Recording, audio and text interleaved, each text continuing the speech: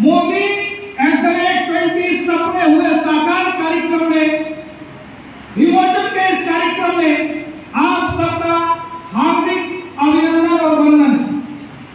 यह पुस्तक जिन यशस्वी, ओजस्वी, तेजस्वी, राष्ट्रनिष्ठ, कर्मनिष्ठ, धर्मनिष्ठ, अभिभावक, चिंतक, नीतिकार, योजनाकार, संगठनकर्ता, 130 करोड़ हिंदुस्तानियों के दिल पर राज करने वाले प्रधान सेवक आदरणीय नरेंद्र भाई मोदी जी के ऊपर समर्पित है। उनको भी मैं मंच के माध्यम से हार्दिक अभिनंदन और वंदन करना चाहता हूं। साथियों, मोदी जी के 20 वर्षों के जनप्रतिनिधि का काम बतौर जनप्रतिनिधि, चाहे वो गुजरात के मुख्यमंत्री के तौर पर हो या 2014 से अब तक भारत के यशस्वी प्रधान सेवक के रूप में जनसेवा के उनके इस कार्यकाल को एक व्यक्ति द्वारा लेखनी में समेटना, अपनी लेखनी में पिरोना आसान काम नहीं था। और शायद इसीलिए इस पुस्तक की संकल्पना करने वालों ने सार्वजनिक जीवन के विविध क्षेत्रों से 21 महारथियों को चुना, जिनकी वाणी, जिनके उद्गार लेखनी के रूप में इस पुस्तक में पिरोए गए। राष्ट्रीय राजनीति में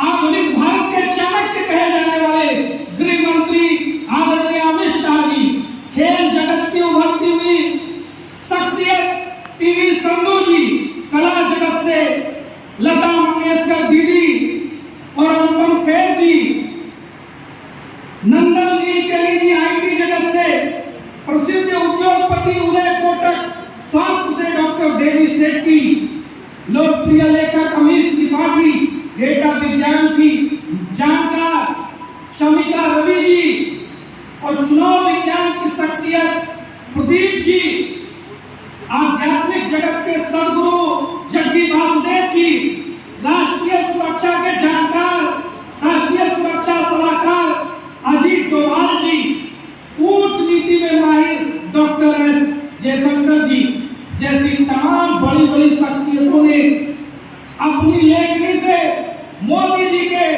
उस विश्व मानव के, उस महामानव के व्यक्तित्व और कृतित्व पर प्रकाश डाला। इस पुस्तक को देखकर इतना तो कहा ही जा सकता है कि गागर में सागर भरने का काम उन तमाम लोगों ने अपनी लेखनी के माध्यम से किया। मोदी जी की शख्सियत का वर्णन कोई साधारण काम नहीं। मोदी जी ने गुजरात में मुख्यमंत्री रहते हुए जो अभूतपूर्व काम किए, उस पर यदि आप नजर डालेंगे तो आपको मालूम पड़ेगा कि नर्मदा का पानी एक छोर से दूसरे छोर तक पहुंचाना पाइपलाइन के माध्यम से, ये अपने आप में अकल्पनीय, अविश्वसनीय काम था। मोदी जी ने जब गुजरात की कमान संभाली, गुजरात में मुख्यमंत्री बनते ही भूकंप का एक दौर आया था और भूकंप में गुजरात का एक बहुत बड़ा हिस्सा विध्वंस का शिकार हुआ। लेकिन मोदी जी ने रिकॉर्ड समय में उस भूकंप से वहां के क्षेत्र को निकालकर पुनर्निर्माण करके गुजरात की जनता में सरकार के प्रति, शासन के प्रति एक विश्वास भरने का काम किया। यह विश्वास कुछ दिनों तक और यह पुनर्निर्माण का काम संभला ही था कि गुजरात दंगों की आग में झुलसा। ये गुजरात वही था जो लंबे समय से माफिया राज का भी शिकार होता आया था।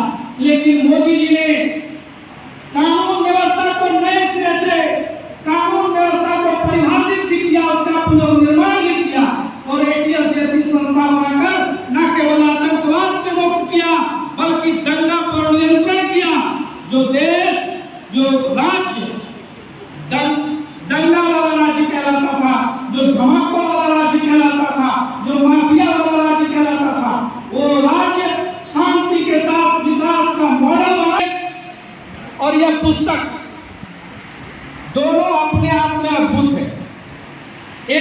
मोदी मैजिक क्रिएट किया।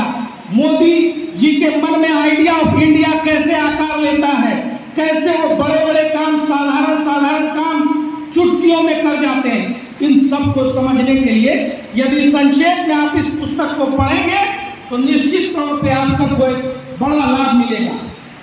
साथ ही पुस्तक में एक गरीब चाय वाले का प्रधानमंत्री बनने तक की यात्रा, वो यात्रा कैसी की यात्रा है, इसका जो सफर है, ये पूरा इस पुस्तक में आप पढ़ेंगे और देखेंगे। साथियों, मोदी जी ने जो प्रधानमंत्री बनने के बाद कुछ मील के पत्थर गाड़े हैं, मोदी जी ने जो व्यवस्था में परिवर्तन किया है, मोदी जी ने न केवल सोच बदली बल्कि सांकेतिक तौर पर, वैचारिक तौर पर और धरातल पर उतारने का काम मोदी जी ने किया है। और हाल ही में आप सबको याद होगा, जब राजपथ का नाम कर्तव्य पथ किया गया तो देश में व्यवस्था परिवर्तन के द्योतक के रूप में इसको देखा गया। एक भाव जगेगा कर्तव्य का, एक भाव जगेगा काज का, एक भाव जगेगा सेवा का।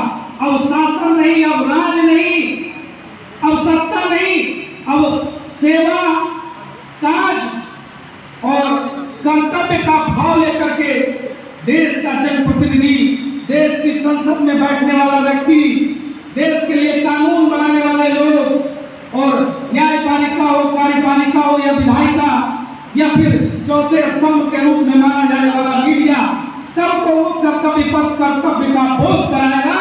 तो एक व्यापक परिवर्तन की शुरुआत मोदी जी ने की है। मोदी जी जब संसद की चौखट पर पहली बार पहुंचते हैं और चौखट को दोनों हाथ से जोड़कर, सर झुकाकर जमीन को स्पर्श करते हुए नमन करते हैं तो पूरी दुनिया में उसका एक अलग संदेश जाता है। मोदी जी ने आज अपनी विरासत को विकसित करते हुए भावी भविष्य की रूपरेखा प्रस्तुत की है। मोदी जी ने आने वाले भारत की दशा और दिशा कैसी होगी इसको तय किया है। चाहे वो भगवान श्री राम के भव्य मंदिर का निर्माण हो या काशी कॉरिडोर का निर्माण हो या मथुरा में बन रहे जन्मभूमि कॉरिडोर का निर्माण हो या हाल ही में महाकाल लोक का निर्माण हो, धारा 370 हटाकर कश्मीर के पुनर्निर्माण की शुरुआत हो, ऐसे तमाम ऐतिहासिक कार्यों के माध्यम से मोदी जी ने अतीत के ऊपर आने वाले भविष्य की जो नींव रखी है, जो भारत की दशा और दिशा तय की है, उससे भारत का एक उज्जवल भविष्य दुनिया के सामने स्पष्ट तौर पर दिखाई पड़ा। मोदी जी यही नहीं रुकते हैं, सपने हुए साकार। मोदी जी किनके सपने साकार कर रहे हैं? मोदी जी उन करोड़ों करोड़ गरीबों के सपने साकार कर रहे हैं।